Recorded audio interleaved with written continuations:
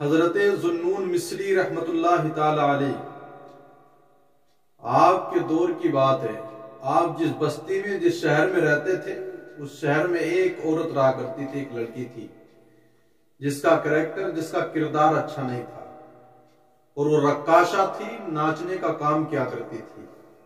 لوگ دور دراز سے اس کا ناچ دیکھنے کے لیے آتے تھے۔ اس کا ناچ بہت زیادہ متاثر تھا، اور چونکہ جوان ہر دور کا جوان ہی ہوتا ہے، اس لیے کہ جوانی تو انویلی ہوتی ہے، دیوانی ہوتی ہے، لیکن جب آئے دن اس کی شہرت ہوتی رہی، لوگ جوک در جوک اس کا ناچ دیکھنے کے لیے آتے، اور ناچ ہی نہیں بلکہ آگے بھی بہت ساری برائیوں میں جوان مبتلا ہونے لگے۔ تو شہر کے کچھ شریف لوگ اکٹھا ہو کر حضرت ذوالنون مصری کی بارگاہ میں آئے اور کہا، ذوالنون، پوری بستی پر آپ کا اثر ہے، علاقے پر آپ کا اثر ہے، پورے گاؤں پر آپ کا اثر ہے، آپ ایسا کریں کہ ہم آپ کے پاس اس لیے آئے ہیں کہ آپ یہ کام انجام دیں۔ ہماری بستی میں ایک رقاصہ نچنیا ہے جس کا ناچ دیکھنے کے لیے جوان اکٹھا ہوتے ہیں، برائیاں پھیلتی ہیں، تو آپ اس کا کچھ انتظام کریں۔ حضرت ذوالنون مصری نے کہا، پھر تم کیا چاہتے ہو؟ کیا اس ناچنے والی لڑکی کو، اس عورت کو یہاں سے باہر کر دیا جائے؟ کہا، چاہتے تو ہم یہی ہیں تاکہ جوان ہمارے جو ہے تو خرافات سے بچ جائیں، برائیوں سے باز آ جائیں۔ تو ذوالنون مصری نے کہا، کیونکہ اللہ والوں کا اپنا ایک الگ انداز ہوتا ہے، کہا میں اس کا علاج کرتا ہوں۔ اگر آج میں اس کو یہاں سے باہر کر دیتا ہوں، کل دوسری جگہ جائے گی، وہاں پر بھی وہ ناچ دکھائے گی، تو لوگ پھر برائی میں مبتلا ہوں گے۔ لیکن اللہ والے اپنے علاج کرنے کی تدبیر اپناتے ہیں، ان کا الگ طریقہ ہوتا، اس لیے کہ وہ گناہ سے نفرت کرتے ہیں، گناہگار سے نفرت نہیں کرتے ہیں۔ ڈاکٹر مرض سے نفرت کرتا، مریض سے نفرت نہیں کرتا۔ اگر مریض سے نفرت کرے گا تو پھر علاج کس کا کیا جائے گا؟ تو ذوالنون مصری نے کہا، اگر اس کو یہاں سے باہر بھیج دیا جائے، دوسری جگہ جا کر کے پھر وہ خرافات پھیلائے گی، برائیوں میں لوگ مبتلا ہوں گے۔ تو آپ نے کہا، تمہیں تو ذوالنون مل گیا، کل دوسری جگہ پر ذوالنون نہ ہوا تو کیسے اس کا علاج کیا جائے گا؟ کہا، تم جاؤ اور میں اس کا علاج کرتا ہوں۔ اب شریف لوگ جو اکٹھا ہو کر کے آئے تھے وہ چلے گئے۔ حضرت ذوالنون مصری نے اپنے قاصد کو بھیجا، اپنے غلام کو، اور اس رقاصہ، اس نچنیا کے پاس، کہا اس سے پوچھ جا کر کے وہ ایک رات کی اس کی قیمت کیا ہے۔ تو اس نے فلاں رقم اپنی بتائی کہ اتنی رقم مجھ کو لینی ہے۔ قاصد نے آ کر کے بتایا، حضرت ذوالنون مصری نے وہ رقم دے کر کے اپنے اس خادم کو اس کے پاس بھیجا اور اس سے کہا، آج تیرے پاس ذوالنون مصری آئیں گے۔ اور جب رقاصہ نے اتنا سنا تو اس کی تو باکھی کھل گئی، خوشی کی انتہا نہ رہی کہ میرا ناچ اتنا اثر کن ہو گیا۔ متاثر ہوا کہ جوان تو جوان رہے جو دیکھنا آتے تھے، اللہ کا ولی ذوالنون مصری بھی میرے پاس آئے گا۔ تو اس نے بن صبر کر کے حسن و جمال کی پیکر بن کر کے تیار ہوئی۔ حضرت ذوالنون مصری چلے، اپنے یہاں سے مسلح اٹھا کر اپنے کاندھے پر رکھا، ہاتھ میں عصا لیا اور اس رقاصہ کے پاس پہنچے۔ وہ پہلے سے استقبال کے لیے دروازے پر کھڑی تھی۔ حضرت ذوالنون مصری نے جا کر کے کہا، السلام علیکم۔ رقاصہ نے کہا، وعلیکم السلام۔ آپ نے کہا، بیٹی؟ اب ذوالنون مصری کی زبان سے بیٹی نکلنا تھا، اس لیے کہ جس کو جو کہہ دیا اسی کے ساتھ پھر اسی طرح کا برتاؤ کیا جاتا ہے۔ آج تو لوگ بیٹی بہن کہہ کر کے نہ جانے کتنے ناجائز تعلقات قائم کرتے ہیں اور کتنے گناہوں میں ملوث ہو جاتے ہیں، لیکن اسلام نے یہی سکھایا اور یہی پیغام دیا ہے کہ اگر عورت کوئی اپنے عمر سے چھوٹی ہو تو اس کو بیٹی کہو، برابر کی ہے تو بہن کہہ کے پکارو، بڑی ہے تو پھر اس کو ماں کا درجہ دے دیا جاتا ہے۔ ان تین رشتوں کے علاوہ اسلام کے اندر نکاح سے پہلے چوتھا کوئی رشتہ ہی قائم نہیں ہوتا ہے۔ آج تو ہم بہن، ماں، بیٹی کہہ کر کے بھی نہ معلوم کتنے ناجائز تعلقات قائم کر لیے جاتے ہیں، لیکن مومن کا مزاج یہی ہے کہ جو اس کی زبان پر ہو وہی اس کے دل میں ہونا چاہیے، اس لیے کہ جو زبان پر ہے دل میں کچھ اور ہے تو پھر وہ مومن نہیں ہے بلکہ منافق ہے۔ مومن وہی کہلاتا ہے جو زبان پر ہو وہی اس کے دل میں اندر ہونا چاہیے۔ تو آپ نے کہا، بیٹی؟ تب اس نے بھی تقدس کے ساتھ کہا، حضرت یہاں تک تو آج جتنے بھی آئے ہیں ہر ایک ایسے دوڑتا ہے میری طرف جیسے بھوکا دسترخوان کی طرف لپکتا ہے، اور آپ نے مجھے بیٹی کہہ کر کے پکارا۔ تو حضرت ذوالنون مصری نے کہا بیٹی یہ تو بتا کہ تو رقاصہ نچنیا کیسے بنی؟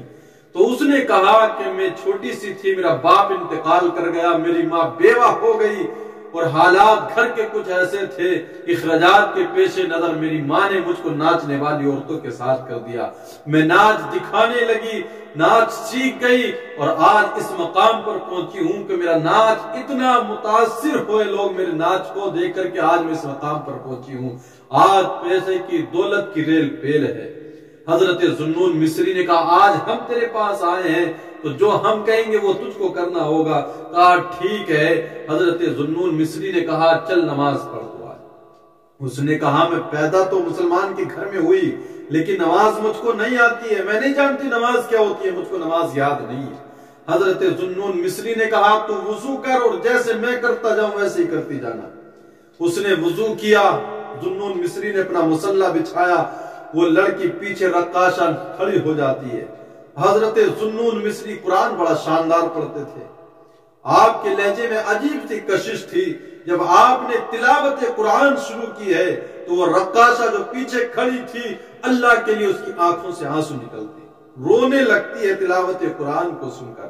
جب دیکھا کہ یہ آنسو آنکھوں سے نہیں دل سے بہ رہے تھے، آپ نے پھر موقع کی نزاکت کو سمجھا، لوہا گرم تھا، ذوالنون مصری نے ہتھوڑے سے چوٹ لگائی، اللہ اکبر کہتے ہوئے رکوع میں چلے جاتے ہیں، رکوع سے اٹھے سجدے میں گئے، سبحان ربی الاعلیٰ کا ترانہ لاپتے ہوئے آپ نے کہا مالک بڑی محنت کے ساتھ یہاں تک اس رقاصہ نچنیا کو لانا میرا کام تھا، اب آگے اس کو سنوارنا تیرے ذمہ کرم پر ہے مالک، اب تیرے اوپر ہے، تیرے کرم پر ہے کہ تو اس کے ساتھ کیا کرتا ہے، آگے اس کو کیسے کامیابی ملنے والی ہے۔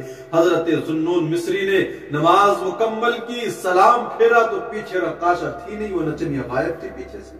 آپ بڑے پریشان ہوئے، لوگوں سے کہا، لوگوں نے تلاش جاری کی، تلاش بسیار کی، لیکن اس کا کوئی پتہ نہیں لگا، یہاں تک کہ دن گزرتے رہے، دن ہفتوں میں بدلے، ہفتے مہینوں میں بدل گئے، مہینے سالوں میں بدلے، کچھ سال گزر گئے، اس کا قصہ ایک قصہ پاری نہ بن گیا تھا، لوگ بھول گئے کہ ہماری بستی میں کبھی کوئی رقاصہ تھی، کوئی نچنیا تھی، لوگ اس کو بھول چکے تھے، ہاں تھی کوئی ناچنے والی، لیکن ذوالنون نے نہ معلوم کیا کیا اور یہاں سے وہ غائب ہو گئی۔ اب چند سال گزرے تو ایک دن خواب میں حضرت ذوالنون مصری کو آواز آتی ہے، ذوالنون آج ہمارے ایک دوست کا انتقال ہوا، ہم چاہتے ہیں کہ تم اس کے جنازے میں شریک ہو۔ حضرت ذوالنون مصری کو جب خواب میں یہ حکم ملا تو آپ نے عرض کی اس کا پتہ بتا دیا جائے، کہاں پر ہے تیرا وہ دوست؟ تو بتایا بستی سے باہر فلاں ویران جنگل میں ایک گفا ہے، غار ہے، اس کے اندر ہے۔ حضرت ذوالنون مصری جب بیدار ہوئے، فجر کا وقت تھا، آپ نے وضو کیا، نماز فجر ادا کی اور اس غار کی طرف چل دیتے ہیں جو خواب میں آپ کو نشاندہی کی گئی تھی۔ جب غار میں پہنچے تو دیکھا ایک لاشا پڑا ہوا تھا، پرندے اس کے ارد گرد منڈلا رہے تھے، اس کا پہرا دے رہے تھے۔ حضرت ذوالنون مصری نے جب اس لاشے کے قریب جا کر کے کپڑا جو ڈھکا تھا اس کو اٹھا کر کے دیکھا تو وہ لاشا کسی اور کا نہیں تھا، وہ اسی رقاصہ کا لاشا تھا، اسی نچنیا کا جس کو چند سال پہلے آپ نے رب کا ایک سجدہ کرایا تھا۔ آپ نے اس کے چہرے کو ڈھک دیا، جب دیکھا تھا قدموں کے نیچے سے زمین کھسک گئی۔ آپ نے کہا یہ عورت ہے، اس کی تجہیز و تکفین کا کام انجام دیا جائے، تو کہا اس کے لیے تو عورتیں چاہیے۔ اب آپ باہر گئے اور شہر میں پہنچنے کے بعد کچھ عورتوں کو ان کے شوہروں کے ساتھ لیا اور آپ بلا کر کے لے کر کے آئے، اور جب وہاں آئے تو دیکھا وہ لاشا وہاں سے غائب تھا، وہ لاش وہاں پر نہیں تھی۔ اب بڑے پریشان ہوئے تو اب دو روایتیں ملی، کسی نے کہا وہاں کاغذ کا ایک ٹکڑا تھا جس پر یہ بات لکھی تھی، اور کسی نے کہا نہیں پھر خواب دیکھا، غشی طاری ہوئی، اور جب ہوش میں آئے تو خواب میں آپ نے یہ دیکھا تھا کہ وہ نچنیا تھی، وہ جنت کے باغات میں ٹہل رہی تھی۔ حضرت ذوالنون مصری نے پھر اس سے سوال کیا، تو ایک رقاصہ تھی، نچنیا تھی، تجھ کو یہ مقام کیسے ملا؟ اور تجھے تجہیز و تکفین کے لیے میں عورتوں کو بلانے کے لیے گیا تھا، پھر تیرے ساتھ یہ معاملہ کیسے ہوا؟ تو اس رقاصہ نے بتایا ذوالنون خوف خدا سے آنسو نکلے تھے، ان 2 آنسوؤں کی وجہ سے رب نے یہ مقام مجھ کو عطا فرمایا ہے۔ اور جو رب کا ہو جاتا ہے اس کی تجہیز و تکفین بھی رب اپنی طرف سے فرشتوں سے انجام دیتا ہے۔ کہا مالک نے اس رقاشہ کے تجہیز و تکفین کے لیے فرشتوں کو آسمان سے بھیجا۔ آج تو اس کا ہو جا، کائنات تیری ہو جائے گی۔ اس لیے ہمیں ضروری ہے، جو گناہوں میں زندگی گزر گئی سو گزر گئی، لیکن ندامت کے 2 آنسو لے کر رب کی بارگاہ میں آ تو صحیح، تیرے تمام گناہوں کو ان 2 آنسوؤں میں دھو دے گا اور نیکیوں میں تبدیل کر دے گا۔